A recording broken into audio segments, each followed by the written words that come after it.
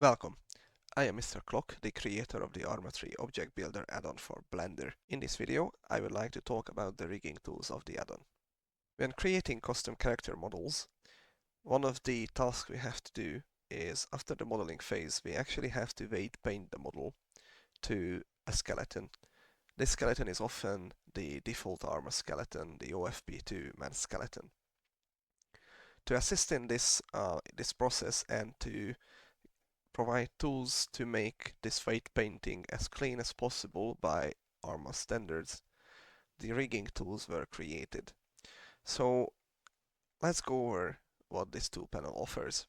The main section of this tool panel, which is called rigging, has the skeleton definition lists. The first box is the list of skeletons, and the second box is the list of the bones in the skeletons selected. So currently there are no skeletons, and there are basically two ways to add the definition here. The first one is to create it manually. So if we add the skeleton, we can rename it to something like Arma skeleton.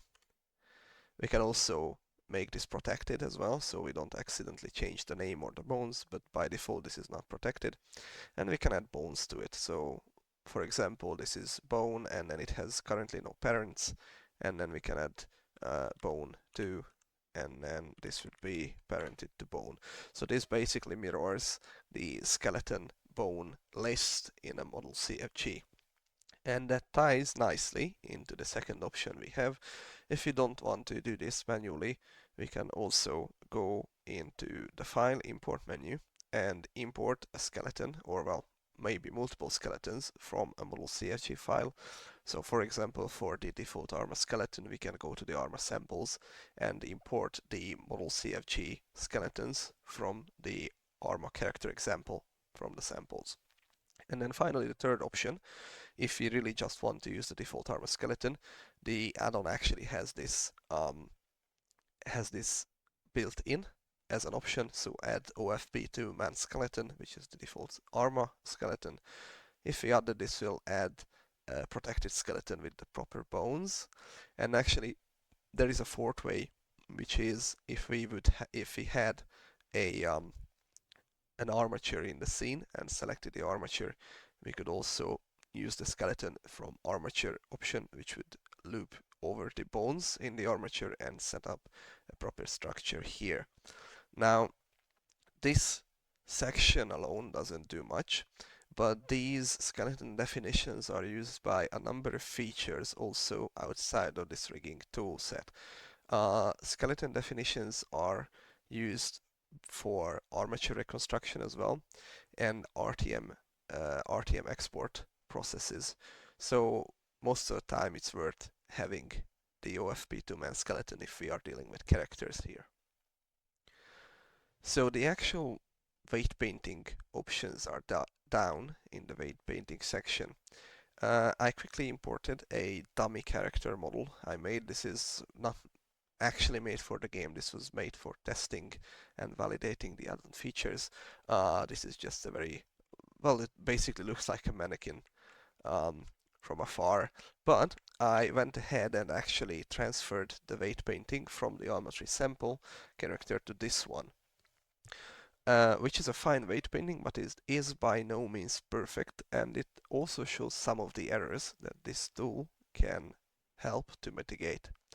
So if we go into edit mode, we can see that the topology is very high resolution and should not be like this for an actual character,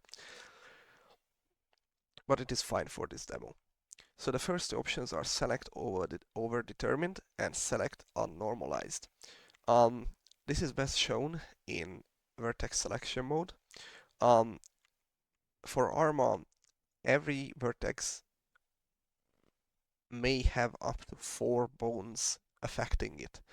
So to put it in other words, only 4 bones can influence any particular vertex for an animation. If we have more than 4 bones assigned, the binarization process will throw a few warnings, and it will actually strip away the excess bones from the model. So we can actually check if we have any vertices like this with the select over determined, and it shows that we do indeed have a few vertices with this issue. If we actually look at this, let's say this vertex, we select this one and go to the item menu, we can see that it is indeed assigned to a number of different vertex groups that are bones that are, and this is well over 4. This is like 6 or 7. So this might be an issue. And the second option, which is a select unnormalized, which will select all the vertices that have vertex, bone weights that don't add up to 100, or in Blender's case to 1. So if you select unnormalized, we can see that in this case actually almost the entire model is selected. Most of the vertices have unnormalized weights. If you look at, for example, this one, this is only influenced by the spine 2 bone, and it only has a 0.7 weight, which is very obviously not 1. So this might also be an issue. So we can see which vertices are problematic, but it would be very helpful if we could actually fix these. And so the second part of the second batch of operators is the prune selections. What this will do is this will go over all the vertices, and we have a threshold value here, which is currently set to 0.001.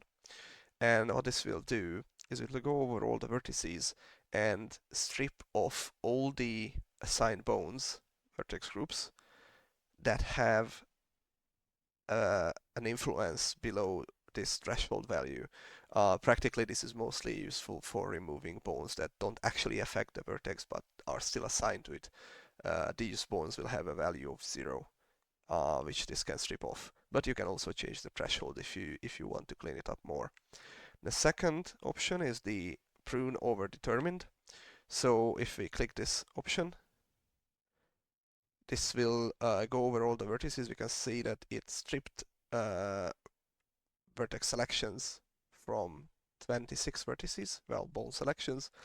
So what this did, it went over the overdetermined vertices and pruned off, well, cut off those vertex groups that have the least influence, and only left up to 4 sections. So if bones, so if we click on the select over determined, we can see that it doesn't select anything anymore.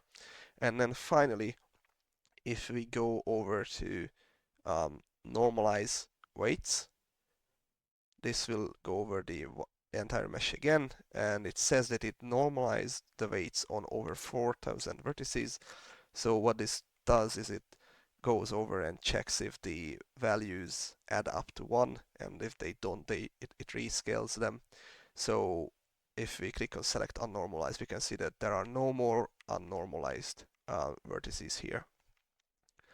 And then to make this very, very convenient, if you don't want to click one by one and mess around with the threshold and everything, you can just simply click on general cleanup. And what this will do is it will first do a prune with the threshold set here, then do a prune over determined, and then a normalization.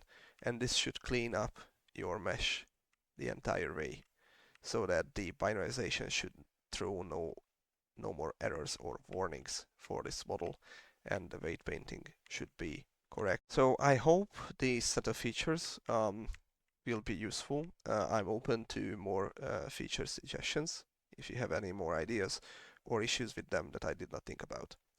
Thank you.